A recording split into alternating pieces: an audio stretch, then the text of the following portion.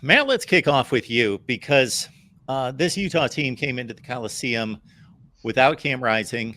He revealed just here in the last 10 days or so the severity of his injury, which had not previously been reported. And we've all been anticipating, okay, is he going to be back this week or this week or this week? And he has done everything possible to get back as soon as possible. But it's an injury that is now extended throughout the season for him. So Bryson Barnes in play, and he was enough to bring Utah into the Coliseum, grab a 2-touchdown lead, and hold off the Trojans, and then make that late surge toward a game-winning field goal. So, Matt, your initial takeaways? Well, since the end of that game, there have been some interesting things happening. In fact, in the past 3 hours before we are doing this live show here at the Voice of College Football on Monday night, Lincoln Riley skipped his USC weekly radio show. And so that has a lot of people talking, as you could well imagine. And then we also have the reality that Sean Nua said, as reported by 247 Sports and other outlets, Sean Nua, in terms of reacting to the Utah game on Monday evening, said, "We're not all on the same page on the defense. Week 8, folks, we're not all on the same page." Now, in this Utah game, there was effort. There was sincere passion. It was 28-14 in the third quarter. Team could have just collapsed the way it would have under Clay Helton. This team fought back. There was sincere effort. This was not laziness. All right. It's not as though these guys care. They want to win. They have the passion. They fought and scrapped. Kalen Bullock with the interception. Then they get a stop, set up the Zachariah Branch punt return for the touchdown. They were getting after the quarterback. This team tried hard. And I say that not to say that that makes everything fine. No, my point of emphasis is that this is not laziness. This is not lack of effort. This is not lack of caring. All right. The guys care, but they don't know what the heck they're doing.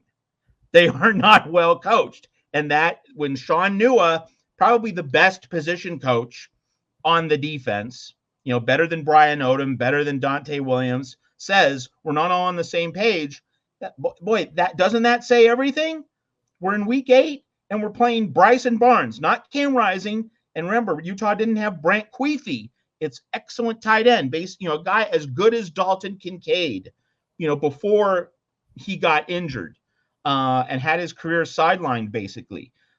Utah undermanned, just a piecemeal offense, which has really not been very good most of the season, but they put up 34 points against USC. They drive down the field for the game-winning score.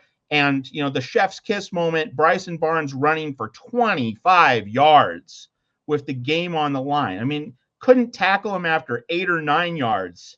And if Bryson Barnes runs for 8 instead of 25 on that play, Utah has to kick a 55-yard field goal. The ball was at the 46, I believe. So if Bryson Barnes runs for 8, that puts the ball at the 38. It's a 55-yard field goal. Utah probably still loses. USC gets out of there with a W.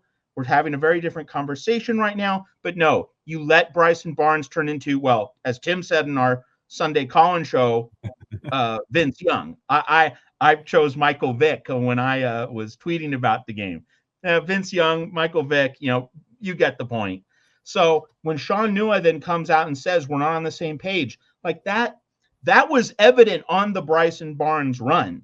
Guys not turning their heads to locate the ball, no real field awareness. The pass rush, the edge rushers just going right up the field, taking themselves out of the play, not keeping Barnes contained in the pocket so that he didn't have a running lane, just basic spatial field awareness in terms of just, these are not mind-blowing football concepts. And yet you had the linebackers and safeties running around like headless horsemen with just no real dialed-in awareness of what was going on at a key moment. And it relived another specific nightmare. The Cotton Bowl really was, as bad as it gets. for Alex Grinch and his terrible USC tenure. This was right up there with that because USC was one play away. There was a fourth down, one play away. And then if you can stop Bryson Barnes from the 46-yard line, one play away. Just as in the Cotton Bowl, USC was one play away from winning.